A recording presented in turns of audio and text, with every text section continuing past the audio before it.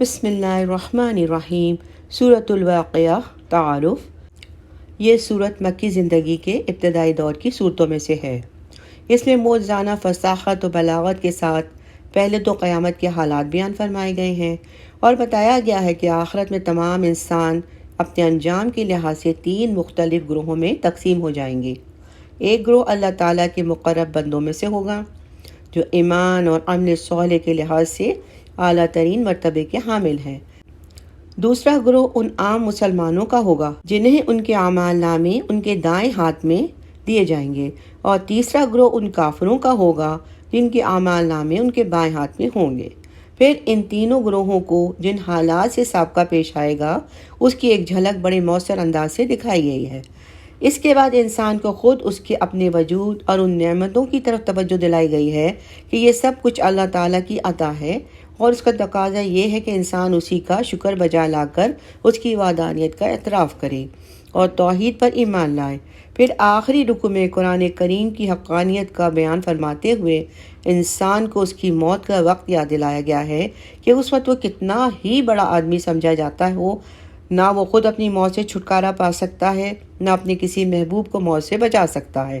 لہٰذا جو پروردگار موت اور زندگی کا مالک ہے وہی مرنے کے بعد بھی انسان کے انجام کا فیصلہ کرنے کا حق رکھتا ہے، اور انسان کا کام یہ ہے کہ اس کی عظمت کے آگے سر بسجود ہو جائے۔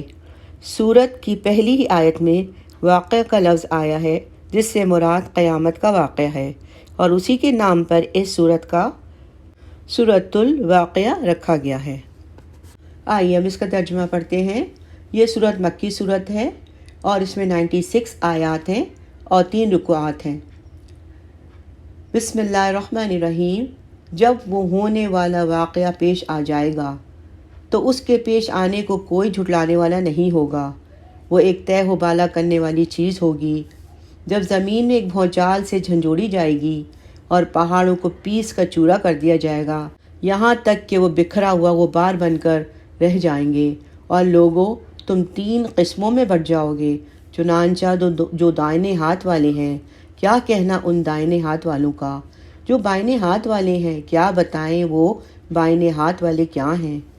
اور جو سبقت لے جانے والے ہیں، وہ تو ہیں ہی سبقت لے جانے والے، وہی ہے جو اللہ کے خاص مقرب بندے ہیں۔ وہ نعمتوں کے باغات میں ہوں گے، شروع کے لوگوں میں سے بہت سے اور بعد کے لوگوں میں سے بہت تھوڑے، سونے کے تاروں سے بنی ہوئی اونچی نشستوں پر، ایک دوسرے کے سامنے ان پہ تکیہ لگائے ہوئے، سدا رہنے والے لڑکے ان کے سامنے گردش میں ہوں گے، ایسی شراب کے پیالے، جگ اور جام لے کر جس سے نہ ان کے سر میں درد ہوگا نہ ان کے ہوش اڑیں گے، اور وہ پھل لے کر جو پسند کریں گے، اور پرندوں کا وہ گوشت لے کر جس کو ان کا دل چاہے، اور وہ بڑی بڑی آنکھوں والی حوریں، ایسی جیسے چھپا کر رکھے ہوئے موتی، کمثال لؤلؤ مکنون۔ یہ سب بدلہ ہوگا ان کاموں کا جو وہ کیا کرتے تھے۔ وہ اس جنت میں نہ کوئی بےہودہ باتیں سنیں گے، نہ کوئی گناہ کی بات، اور ہاں جو بات ہوگی وہ سلامتی ہی سلامتی کی ہوگی۔ الا قیلا سلاما سلاما۔ اور اصحاب الیمین یعنی اور جو داہنے ہاتھ والے ہوں گے، کیا کہنا ان کا دائیں ہاتھ والوں کا؟ وہ عیش کریں گے کانٹوں سے پاک بیڑیوں میں، اور اوپر تلے لدے ہوئے کیلوں کے درختوں میں، اور دور تک پھیلے ہوئے سائے میں، اور بہتے ہوئے پانی میں، اور ڈھیر سارے پھلوں میں جو نہ کبھی ختم ہوں گے نہ ان پر کوئی روک ٹوک ہوگی، اور اونچے رکھے ہوئے فرشوں میں۔ یقین جانو ہم نے ان عورتوں کو نئی اٹھان دی ہے، چنانچہ انہیں قوانیاں بنایا ہے، شوہروں کے لیے محبت سے بھری ہوئی، عمر میں برابر، سب کچھ دائیں ہاتھوں والوں کے لیے ہے، جن میں سے بہت سے شروع کے لوگوں میں سے ہوں گے اور بہت سے بعد والوں میں۔ اور جو بائیں ہاتھ والے ہیں، کیا بتائیں بائیں ہاتھ والے کیا ہیں؟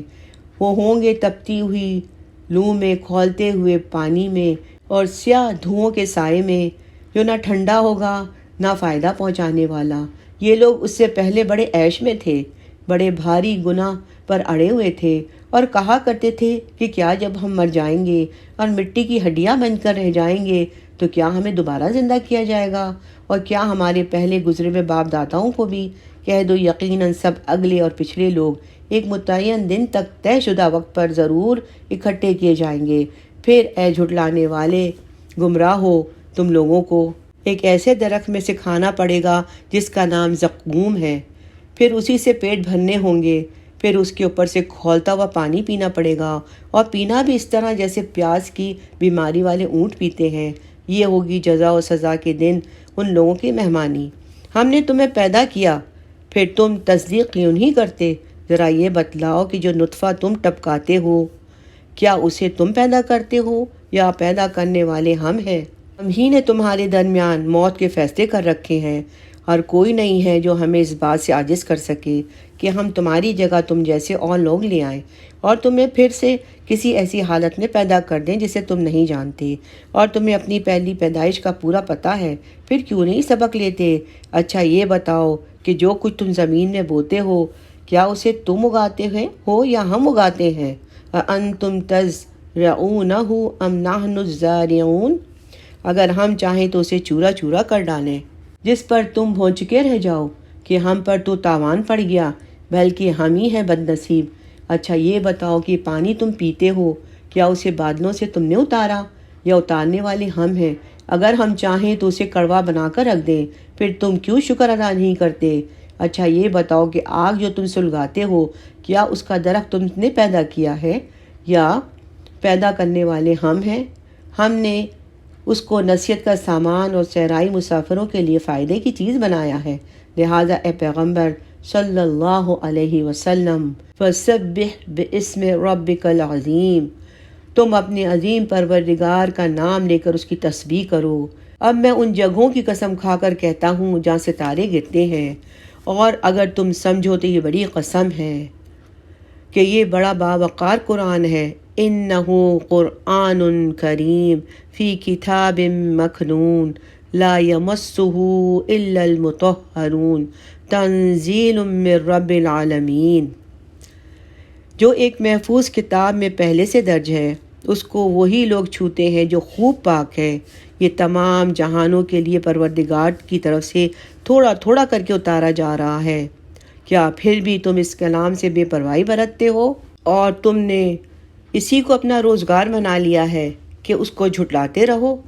پھر ایسا کیوں نہیں ہوتا کہ جب کسی کی جان گلے تک پہنچ جاتی ہے تو اس وقت تم حسرت سے اس کو دیکھتے رہتے ہو، اور تم سے زیادہ ہم اس کے قریب ہوتے ہیں مگر تمہیں نظر نہیں آتے۔ وَنَحْنُ أَقْرَبُ إِلَيْهِ مِنْكُمْ وَلَكِنْ لَا تُبْصِرُونَ، اور اگر تمہارا حساب کتاب ہونے والا نہیں ہے تو ایسا کیوں نہیں ہوتا کہ تم اس جان کو واپس لے آؤ اگر تم سچے ہو؟ پھر اگر وہ مرنے والا اللہ کے مقرب بندوں میں سے ہو تو اس کے لیے آرام ہی آرام ہے، اس کے لیے خوشبو ہی خوشبو ہے اور نعمتوں سے بھرا ہوا باغ ہے۔ اور اگر وہ دانے ہاتھ والے میں سے ہو تو اس سے کہا جائے گا کہ تمہارے لیے سلامتی ہی سلامتی ہے کہ تم دائنے ہاتھ والوں میں سے ہو، اور اگر وہ ان گمراہوں میں سے ہو جو حق کو جھٹلانے والے تھے تو اس کے لیے کھولتے ہوئے پانی کی مہمانی ہوگی اور دوزخ کا داخلہ ہے۔ اس میں کوئی شک نہیں، بالکل صحیح معنی میں یہی یقینی بات ہے۔ لہٰذا پیغمبر صلی اللہ علیہ وسلم تم اپنے عظیم پروردگار کا نام لے کر اس کی تسبیح کرو۔ فسبح باسم ربک العظیم۔ الحمدللہ، یہاں سورۃ الواقعہ کا اختتام ہوا۔